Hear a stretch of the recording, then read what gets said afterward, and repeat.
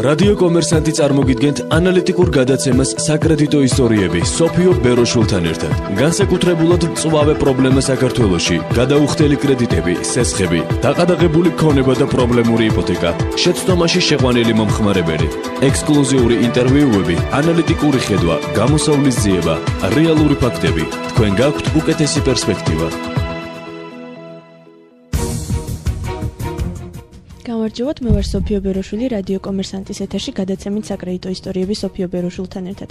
გილოცავთ კიდევ ერთხელ შობა ახალ წელს, დღეიდან ვბრუნდებით ეთერში ტრადიციულად ხუთშაბათობით და დღევანდელი გადაცემა დაეთმობა ქალბატონი მაკა ხეცურიანის საკრედიტო ისტორიას.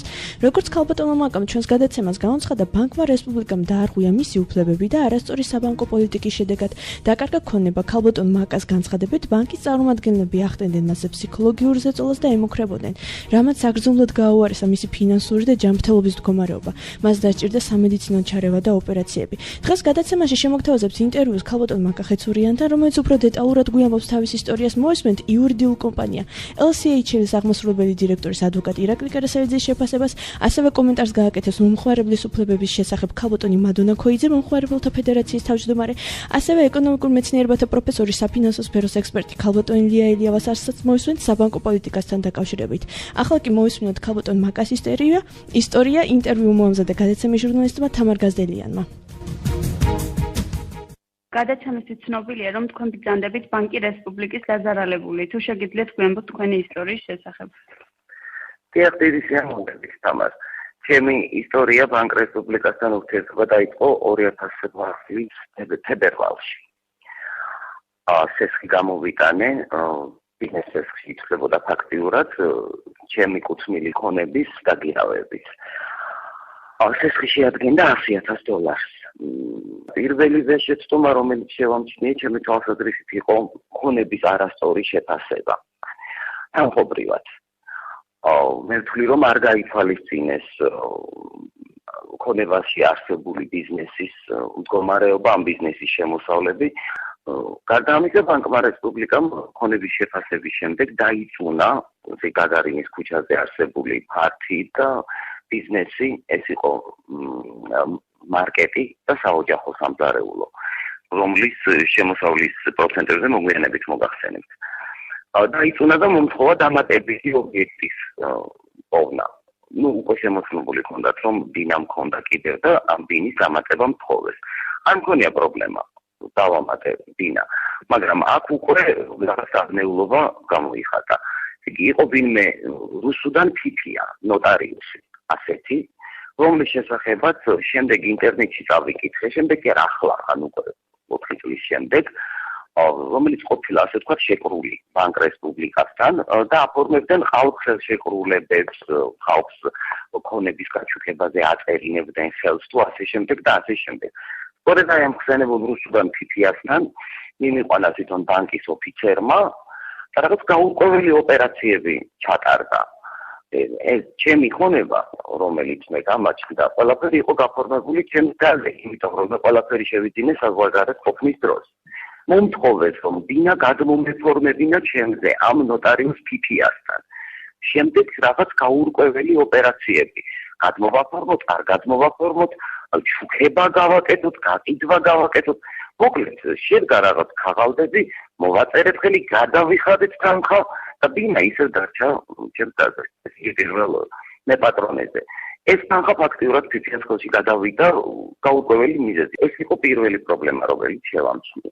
შემდეგ უკვე თვითონ ბანკ რესპუბლიკასთან გამოსცა ისიც პრობლემა. პირველი რაც გავაპროტესტე იყო მომსახურეობის ხარჯი 4%, ეს უზარმაზარი ხარჯია, მაგრამ ეს პრინციპში საქმეს არ ეხება.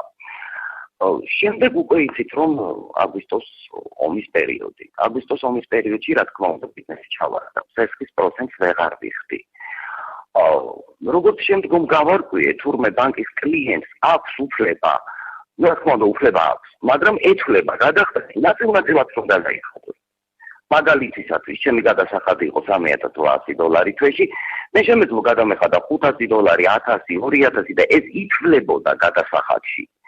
როცა მე ვიტყოვე, რომ თუ შეიძლება რომ ესე მცირე თანხებით შევიტანო, უარი მითხრეს. რა თქმა უნდა, მე შემეძლო შეტანა, მაგრამ შეცდომაში შემიყვანეს და ჩამოწლევინეს, რომ ამის გაკეთება გაზრი არ ქონდა და არასწორი იყო. მახსოვს ერთი ძალიან ცუდი მომენტი. საუბრისას ჩემი და როგორც მეპატრონე და მე როგორც შეფესეს მეპატრონე სესხის ამღები. ვიყავით ბანკში, ოფიცრებთან ერთად. ერთ-ერთი ოფიცერი ადგა და გავიდა. დაბრუნდა რაღაც ქაღალდით. იცით, არც ერთი წუთი არ ვიფიქრებდი, რომ ეჭვი შემეტანა, რომ არა ამ ოფიცრის სახე. ეს აწითლებული და თვალებს მალავდა. აი, უცებ მიაწოდა ეს ქაღალდი ჩემდანს, როგორც მეპატრონეს. მოაწერე თვიშილება არ ხელი, რა არის მეთქი ვიკითხე. არაფერი უბრალოდ ფორმა შეიცვალა. მოაწერე ნახელი და დაიქცა. ნუ შემდგომში გაიყო, რომ ეს რაღაც საჩივარზე უფლების ქონაზე უარის გმის ფორმა იყო. მაგრამ ეს ქაღალდი ასე შემოატყუეს, რასაც ქვია ჩემთან.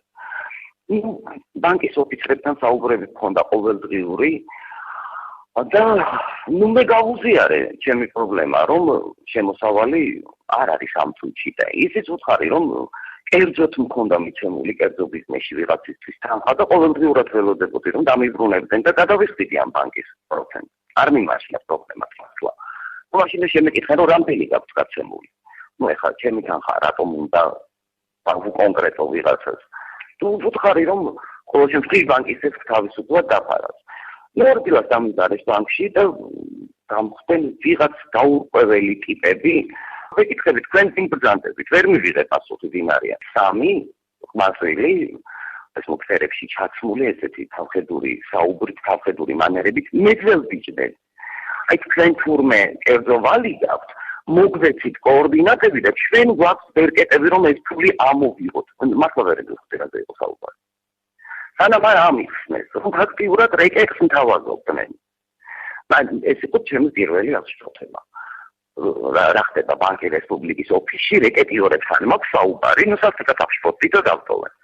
აქედან უკვე ალბათ მიხდნენ, რომ რაღაცა ვერ შევთავაზდი. შემდეგ უკვე დაიწყო პარიცის სპეციალისტები დაარქმევენ ამას, რა ქვია, მე ტერორს ვეძახი, ტერორის ფორმებს ვეძახი. ყოველდღიური სატელეფონო ზარები. ურთიერთობა მიმდინარეობდა წივილ-ტივილით. ეს პატარა ბავშვები 22 წლის ბიჭები ბანკის ოფიცრები მიწიოდნენ, მატერორებდნენ, მიყვიროდნენ, მეჩხუბებოდნენ. უბედურება დატრიალა, ეს ვერ მოვიწვინენ. ვერ მოვიწვინენ მივედი ბანკში გავასაჩივრე. ერთი ორი წლით შეწყდა ეს წივილ-ტივილი. უკვე ამდენმა ზრდულობამ იმ პერიოდისათვის ძალიან დამაავადმყოფა. მართლა აღარ მომყვებოდა გონება ისე, რომ განმესაზღვრა ყველაფერი რა როგორ იყო. ახლა ტერორის ფორმებზე გავაგრძელოთ. ეს იყო ესე იგი დილის საათებში, დილის 7 საათზე, შაბათ-კვირას. კარგად მახსოვს ერთ-ერთი მომენტი, შაბათ-დილას ვისასევარზე დამირეკეთ, რომ ჩვენ მოვდივართ ბინის კლიენტები მოყავს. შენ უნდა მისცე ბინა 15,000-ად. ჩემი ბინა იმ პერიოდისათვის შეფასებული იყო 67,000 ამერიკულ დოლარად. მე უარი ვხარი. ოშაბათზე გამოცხადი ბანკში მოვიკითხე, ვინ იყო ეს და რატომ მირეკავდა მე შაბათ-დილას რვისნათევარზე და რატომ მოყავდა კლიენტები ჩემს სახლში, ჩემს დაუკითხავად. თუ გადახედა ორმა ოფიცერმა ერთმანეთს და ერთი მეორეს ეუბნება. იმისი ბიძაშვილი იყო, იმას უნდოდა. მინეს ვიქცავა. ერთმანეთის ნაცესავებზე ასაღებდნენ ძვირებულ ქონებას იაფად. როგორც თქვენებობ, თქვენზე ხორციელდებოდა მუქარა და ფსიქოლოგიური ზეწოლა. ეს ფსიქოლოგიურ ზეწოლას მიმაჩნია. მუქარა უკვე ბოლოს იყო. როცა განვაცხადე, რომ ამას არ გაპატიებთ და ამას გავსაჩივრებ, იმიტომ რომ ეს არის კანონდარღვევები. თქვენ პირადი საუბრისას აღნიშნეთ, რომ თქვენ და გუდვილის შემთხვევა თითქმის იდენტური იყო, თუმცა საბანკო პოლიტიკა განსხვავდებოდა. აუქციონისათვის უნდა შეეფასებინა ჩემი ბიზნეს პარტი. მე მოვითხოვე, რომ მე მაქვს უფლება მოვიყვანო დამოუკიდებელი აუდიტი. არა გაქვსო კანონით ამის უფლება. სწორედ ახლახან გავიგე თქვენ გახსენებული მომენტი. ერთი თვისი, გუდვილი იგივე მიზეზით უჩივის TBC ბანკს. დამოუკიდებელი აუდიტის მოყვანის უფლების არარსებობისათვის და ქონების არასწორად შეფასებისათვის. მე რა მაინტერესებს? გუდვილს თუ აქვს ამ საჩივრის უფლება, მე რატომ არ მაქვს? მე რატომ მივიღე ყოველთვის პასუხი, რომ ამ საჩივრის უფლება არ მქონდა? მინდით, ეს ორმაგი სტანდარტის მომენტია ჩემთვის. მე ვიცი მითხრეს, რომ ორი ოფიცერი განთავისუფლდა სამსახურიდან ჩემთან ურთიერთობის პერიოდში ბანკ რესპუბლიკაში. იმ ბრალდებით, რომ მე მაწოდებდნენ ინფორმაციას. არანაირ ინფორმაციას არავინ არ მაწოდებდა, მაგრამ ელემენტარულად შეგვენ რომ ვიღაც ჩაულებრივ უბრალო მოქალაქეს რომელიც არ იყო იურისტი ჰქონდა რაღაც საშუალო წარმოდგენა კანონზე და უწევდა წინააღმდეგობას ასეთი დამოკიდებულება ჰქონდათ მომხმარებლის მიმართ აიყვანეთ თუ არა იურისტი აღნიშნული პრობლემის მოსაგვარებლად იურისტებს რამოდენიმეჯერ მივმართე 2010-დან 11-12 წლებში მაგრამ ძალიან გაურკვეველი და დამაბნეველი პასუხები მივიღე ის რაც შემდეგ გააკეთა ბანკმა რესპუბლიკამ რომელმაც ჩემს ოჯახს დაარქვა ობიექტები რომელიც არ იყო დაგირავებული სასამართლოს გადაწყვეტილების შემდეგ თამარ როცა მე მივიღე აღმასრულებლისგან ხავალდი სადაც გარკვევით შავით თეთრზე ეწერა მაგახეცურენსა და ბანკი რესპუბლიკის ურთიერთობა დამთავრებულია სასამართლოს გადაწყვეტილება გამოტანილია განაჩენი კასაციას გასაჩივრებას არ ექვემდებარება აი აქედან 5 თვის შემდეგ ჩემ ოჯახს დაარქვეს ძირადღირებული დინა ასე დამატერორა ორგანიზაციამ რომელსაც უნდა ენდობოდეს ჩვენ ისევ დავბრუნდით ეთერში გადაცემით საკრედიტო ისტორიები სოფიო ბეროშულთან ერთად ახალ გადაცემაში რეკლამის დროა ჩვენ მალე დავბრუნდებით რადიო კომერსანტი წარმოგიდგენთ ანალიტიკურ გადაცემას საკრედიტო ისტორიები სოფიო ბეროშულთან ერთად. განსაკუთრებულად მწვავე პრობლემა საქართველოში, გადაუხდელი კრედიტები, სესხები, დაყადაღებული ქონება და პრობლემური იპოთეკა, შეცდომაში შეყვანილი მომხმარებელი, ექსკლუზიური ინტერვიუები, ანალიტიკური ხედვა, გამოსავლის ძიება, რეალური ფაქტები. თქვენ გაქვთ უკეთესი პერსპექტივა. რადიო კომერსანტი წარმოგიდგენთ ანალიტიკურ გადაცემას საკრედიტო ისტორიები სოფიო ბეროშულთან ერთად. განსაკუთრებულად მწვავე პრობლემა საქართველოში, გადაუხდელი კრედიტები, სესხები, დაყადაღებული ქონება და პრობლემური იპოთეკა, შეცდომაში შეყვანილი მომხმარებელი, ექსკლუზიური ინტერვიუები, ანალიტიკური ხედვა, გამოსავლის ძიება, რეალური ფაქტები. თქვენ გაქვთ უკეთესი პერსპექტივა. ჩვენ ისევ დავბრუნდით ეთერში გადაცემით საკრედიტო ისტორიები სოფიო ბეროშულთან ერთად. თქვენ ახლა მოისმინეთ გაბატონი მაკას ინტერვიუ. ამ кейსთან დაკავშირებით დაუკავშირდით რესპუბლიკა ბანკს, უთხოვეთ მათ კომენტარის გაკეთება, რასაც ახლავე წაგიკითხავთ. აღნიშნულ საკითხთან დაკავშირებით ბანკი კომენტარისგან თავს იკავებს, რადგან ბანკი რესპუბლიკა ყოველთვის მოქმედებს კანონის დაცვით და კლიენტთან გაფორმებული ხელშეკრულების შესაბამისად. ამასთანავე ბანკის ნებისმიერ კლიენტი უფლებამოსილია მიმართოს სასამართლოს, თუ კი კლიენტი თვლის, რომ რაიმე სახით შეილახა მისი უფლებები. ჩვენ მომხმარებელთა უფლებებთან დაკავშირებით დაუკავშირდით ქალბატონ მადონა ქოიძეს, მომხმარებელთა ფედერაციის თავმჯდომარეს და ვთხოვეთ კომენტარის გაკეთება. ინტერვიუ მოამზადა ჟურნალისტმა ეკატერინე მახათაძემ. ქალბატონო მადონა, იღავა თუ არა მომხმარებლის უფლება იმ შემთხვევაში, თუ ბანკი ითხოვს საკუთარი აუდიტის მოსახურებას და ბანკის კლიენტს არ აქვს უფლება დაიქირავოს დამოუკიდებელი აუდიტი? დავიწყოთ იქედან, რომ ბანკის აუდიტი, ეს არის ბანკის თანამშრომელი, რომელიც პირველ რიგში იცავს ბანკის უფლებებს და ინტერესებს. აქედან გამომდინარე, რა თქმა უნდა, ჩნდება იწვის საფუძველი, რომ შესაძლებელია ბანკის აუდიტმა შეგნებულად და მიზანდასახულად შეაფასოს ქონება უფრო ნაკლებ ფასში, ვიდრე იყოს საბაზრო რეალური ღირებულება ქონების. ანუ ქონებას როგორც წესი ბანკის აუდიტი აფასებს საბაზრო ღირებულებაზე ბევრად უფრო ნაკლებად. ამ შემთხვევაში ირკვევა მომხმარებლის უფლება. ბანკის აუდიტი დაინტერესებული პირი, რომელიც უშუალო თანადროულობას ღებულობს ბანკიდან, აქედან გამომდინარე, რა თქმა უნდა, ის ვალდებულია და მისი მოვალეობა არის პირდაპირი, რომ მან პირველ რიგში გაითვალისწინოს და დაიცვას ბანკის ინტერესები და უფლებები. აქედან გამომდინარე, მომხმარებელს წარჩნეული აქვს არჩევანის გაკეთების უფლება, მომხმარებელს არ შეუძლია დამოუკიდებელი, ანუ მესამე პირი დაიქირავოს, რომელიც ობიექტურ შეფასებას გააკეთეს, აქედან გამომდინარე, მე ხშირად მსმენია იმ ფაქტზე, რომ ღირებულება ნაკლებად ფასდება და ქონება ვიდრე არის მისი საბაზრო რეალური ღირებულება. გადაცემაში გვაქვს კონკრეტული кейსი, სადაც ბანკმა კლიენტის ქონება გაიტანა აუქციონზე, ისე რომ მფლობელს არ შეატყობინა ჩანიშნული აუქციონისა და ქონების აღსრულების შესახებ. ამის შესახებ რა კომენტარს გააკეთებდით? ირკვევა თუ არა მომხმარებლის უფლება? იცით აქ უკვე სახათ აუცილებლად უნდა გავუცნოთ ხელშეკრულება, თუ ხელშეკრულებაში როგორ იყო მითითებული, თუმცა როგორც წესი და რიგია, ვალდებულია ბანკი, რომ იმის შესახებ, რომ პიროვნების ქონება გადის აუქციონზე, აუცილებლად ამის შესახებ ინფორმაცია უნდა მიეწოდეს დავბრუნდით სტუდიაში, შეგახსენებთ, რომ ჩვენი სტუმარია ეკონომიკურ მეცნიერებათა პროფესორი, საფინანსო სფეროს ექსპერტი ქალბატონი ლია ელიავა. ქალბატონი ლია, მოგესალმებით, დიდ მადლობას მოგახსენებთ სტუდიაში მობრძანებისთვის. მოსმენიდან გამომდინარე, თქვენ რა კომენტარს გააკეთებდით ამ კონკრეტულ საქმესთან დაკავშირებით? თქვენი შეფასება როგორც ეკონომიკის? მოგესალმებით, მივესალმებით ჩვენ რადიო მსმენელებს. რა თქმა უნდა, ამ ქალბატონის მონაყოლმა საკმაოდ მძიმე შთაბეჭდილება დატოვა. თუმცა იქვე მინდა ხაზი გაუსვა იმ გარემოებას, რომ 2008 წელს არსებული კანონმდებლობით არსებული მოთხოვნებით ეროვნული ბანკის მხრიდან კომერციული ბანკებისადმი ის რაც იქნა გაკეთებული, ეს არ არის კანონსაწინააღმდეგო დარღვევა. თუმცა არის რიგი მომენტები, რომლებიც არის დამაფიქრებელი. კერძოდ ქალბატონი ჩიოდა იმის შესახებ, რომ მისი ბიზნესის აუდიტორული დასკვნა არ აღმოჩნდა სარწმუნო კომერციული ბანკისთვის.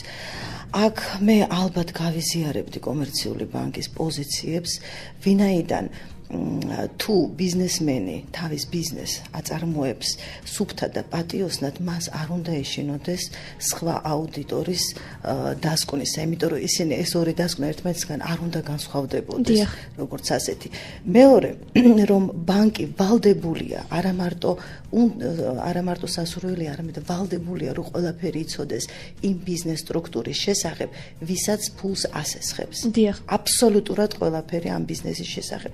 ამიტომ ამ საკითხში ალბათ მე კომერციულ ბანკს ვერ გავამტყუნებდი. არის კიდევ ერთი მომენტი, რომელიც არის საკმაოდ საკამათო, ეს არის ქონების შეფასების მომენტი.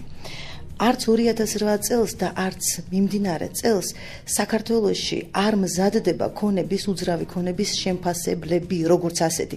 ანუ უძრავი ქონების შეფასების ინსტიტუტი არ არსებობს.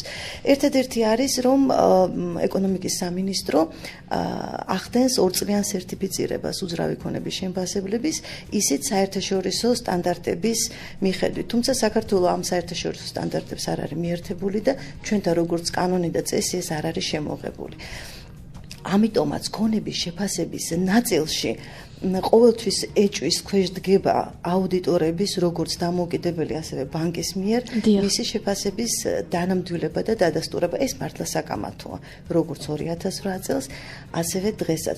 თორემ სხვა დანარჩენ შემთხვევაში, რა თქმა უნდა, როდესაც შენ სესხულობ კომერციული ბანკიდან ფულს, შენის უნდა დააბრუნო. ნებისმიერ შემთხვევაში. წინააღმდეგ შემთხვევაში თუ არავინ არ დაუბრუნა ბანკს ესხი, ბანკი გაკოტრდება და იქ მყოფი მოსახლეობის ანაბრები დაიკარგება. დიახ. კიდევ ერთი მნიშვნელოვანი მომენტი, რაც იყო ქალბატონმა მაკამ განაცხადა, რომ ასე ვთქვათ, კრედიტ ოფიცერის ნათესავს სურდა მისი საცხოვრებელი სახლის იაფად შეძენა. 15,000 ლარზე იყო თუ არ ვცდები საუბარი. ეს რამდენად, ასე ვთქვათ, მისაღები პრაქტიკა არის, როდესაც სმენია მე კიდევ შემთხვევები, რომ ბანკთან დაახლოებულ პირებს აქვთ იმის ფუფუნება, რომ თუნდაც მოძრავი ქონება, უძრავი ქონება შეიძინონ საბაზრო ღირებულებაზე ბევრად უფრო ნაკლებად. რამდენად მისაღებია ეს? მსგავსი შემთხვევები ყოფილა.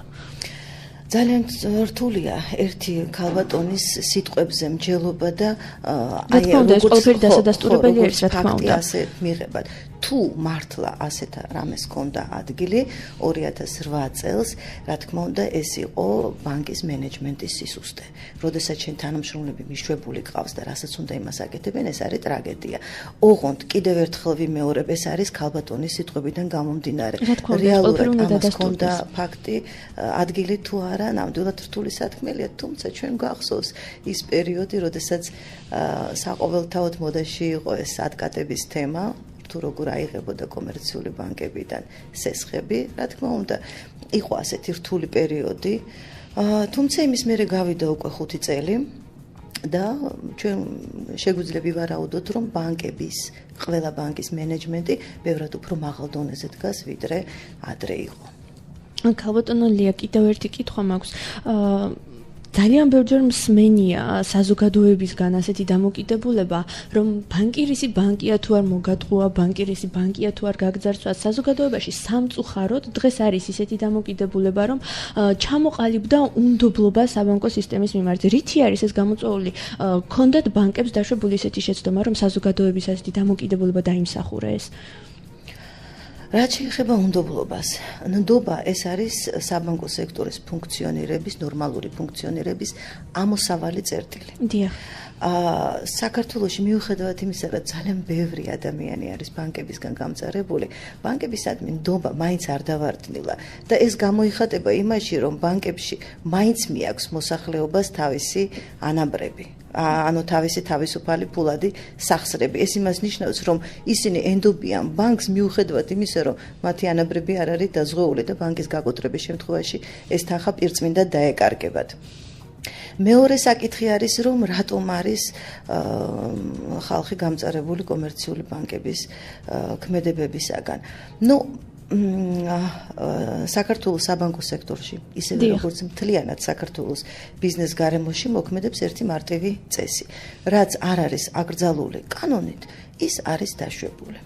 ის რომ კომერციული ბანკები თავის თავს უფლებას აძლევენ შელახონ მათი მომსახურების მომხმარებელთა უფლებები და გამოიყენონ თავიანთ საქმიანობაში ის მეთოდები და ის ხერხები, რომლებიც ჩაგრავენ საქართველოს მოქალაქეს როგორც ფინანსური მომსახურების მომხმარებელს, ეს არ არის მარტო კომერციული ბანკების ბრალი. რა არის კომერციული ბანკი? ეს არის ჩვეულებრივი ბიზნეს სტრუქტურა, რომლის ერთადერთი მიზანია რაც შეიძლება მეტი მოგების მიღება. ეს არ არის რაღაც სასწაული დაწესებულება და ორგანიზაცია. ამიტომ ის ყველაფერს აკეთებს, რომ მიიღოს მაქსიმალური მოგება. მაგრამ რატომ აძლევს ბანკი თავის თავს ამის უფლებას? იმიტომ რომ პრობლემა არის. ამის უფლებას მას აძლევს მისი ზედამხედველი და მარეგულირებელი საქართველოს ეროვნული ბანკი. თუ საქართველოს ეროვნული ბანკი არ დაუწესებს კომერციულ ბანკებს კლიენტებთან ურთიერთობის ნორმატივებს, წესებს, სხვა შემთხვევაში ისინი თავის თავს უფლებას აძლევენ, რომ აი ამ წესების არარსებობის პირობებში თავიანთი წესები ჩამოაყალიბონ. მე თქვენ გეტყვით მაგალითისათვის ევროპის კავშირში არსებობს უამრავი ოდენობის დირექტივები, რომლებიც იცავენ ფინანსური მომსახურების მომხმარებლებს კომერციული ბანკების თვითნებობისაგან. ძალიან მარტივი პროცედურა იქნებოდა, რომ აი ეს დირექტივები გადმოგვეტანა საქართველოს მაგალითზე, გადაგვემუშავებინა ისინი არსებული პირობების შესაბამისად და მიგვეღო როგორც სახელმწიფო კომერციული ბანკების საქმიანობისათვის. ანუ გამტყუნება, რომ აი ეს და ეს ბანკი დამნაშავეა, იმიტომ აი ძალიან მარტივ მაგალითს მოგიყვანთ. როდესაც სესხს ღებულობ კომერციული ბანკიდან, იქ ხელშეკრულებაში გიწერენ, რომ შენ თანახმა ხარ შენ შესახებ პირადი ინფორმაცია გადასცე კრედიტ ინფოს, ხო? და ეს დევს პირდაპირ ხელშეკრულებაში. ევროპის ქვეყნებში ასეთი სახის პირობები არის ცალკე ხელშეკრულების საგანი და მის ხელმოწერაზე არ არის დამოკიდებული სესხის გაცემა არ გაცემის საკითხი. არის უზარმაზარი ოდენობის ისეთი პრობლემები, რომლებიც ევროპაში უკვე დარეგულირებულია, მოგვარებულია, მაგრამ საქართველოში ჯერ კიდევ საჭიროებს საკანონმდებლო დამუშავებას. ძალიან საინტერესო არის ზოგადად საერთაშორისო რეგულაციები და მე იმედი მაქვს, რომ საქართველოს განვითარებადი ქვეყანა ვარ და ვეცდებით დაუახლოვდეთ ევროპულ სტანდარტებს, მაგრამ მე მინდა კიდევ ერთი კითხვა დავსვა ამ კონკრეტულ кейსთან დაკავშირებით. ქალბატონო ლია, რა უნდა გაეკეთებინა ქალბატონ მაკას, რომ შეეწყვიტა თუნდაც ბანკისგან ასეთი ქმედებები? თქვენი აზრით, თუ ვინმეს აქვს კიდევ მსგავსი პრაქტიკა, ჩვენ ქალბატონი მაკასგან მოვისმინეთ, რომ ეს არ ყოფილა ერთადერთი შემთხვევა, მან მედია საშუალებებით წაიკითხა, რომ იგივე ნოტარიუსი და იგივე კრედიტ ოფიცერი სხვა შემთხვევაშიც რაღაც მსგავს სქემას ასე ვთქვათ, ქონდა შემუშავებული და მოქმედებდნენ. რა უნდა გაეკეთებინა ქალბატონ მაკას? ვისთვის უნდა მიემართა? თუნდაც ბანკ რესპუბლიკას ხელმძღვანელობისთვის უნდა მიემართა, სოსიეტე ჟენერალის წარმომადგენლისთვის უნდა მიემართა. რა უნდა გაეკეთებინა ასეთ შემთხვევაში, მას გარდა იმისა, რომ იურისტი აეყვანა? თქვენ კარგად შენიშნეთ, გარდა იმისა, რომ იურისტი აიყვანა, სანამ ხელს მოაწერ კომერციულ ბანკთან რამე ხელშეკრულებაზე, აუცილებლად უნდა ანახო ეს ხელშეკრულება იურისტს. იმიტომ რომ თვითონ კომერციულ ბანკებს ამ იურისტების ჯარი ყავთ შტატში აყვანილი, რომლებიც მაქსიმუმს აკეთებენ ბანკის ინტერესების დასაცავად. რა თქმა უნდა, ფინანსური მომსახურების მომხმარებელსაც უნდა ყავდეს კვალიფიციური იურისტი, რომელიც დაიცავს მის ინტერესებს. აუცილებლად არის სანამ ხელშეკრულებას მოაწერს ხელს, პიროვნებამ გაეცნოს ამ ხელშეკრულებას.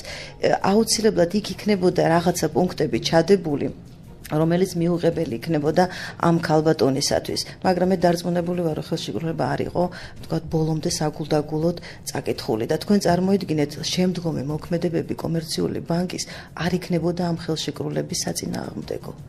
უბრალოდ თავიდანვე როგორ არის იცით, აი, როდესაც საუბარი არის სამხმარებლო სესხზე, იქ ხელშეკრულებები არის სტანდარტული და იქ არავინ არ შეგევაჭრება, რომ აი, მოდი შევცვალოთ ეს მუხლი და ასე ჩავწროთ. მაგრამ ბიზნესთან ურთიერთობისას კომერციული ბანკი ყოველთვის დიალოგის რეჟიმში შედის და იქ სავსებით შესაძლებელი იყო, რომ ის მუხლები, რომელიც მიუღებელი იყო ამ ქალბატონისათვის, შეცვლილიყო მისთვის შედარებით მისაღებ მუხლებად. ნუ, რაც გაკეთდა, ის გაკეთდა. რა თქმა უნდა, ერთადერთი გზა თავისი უფლებების დაცვის ეს არის სასამართლო.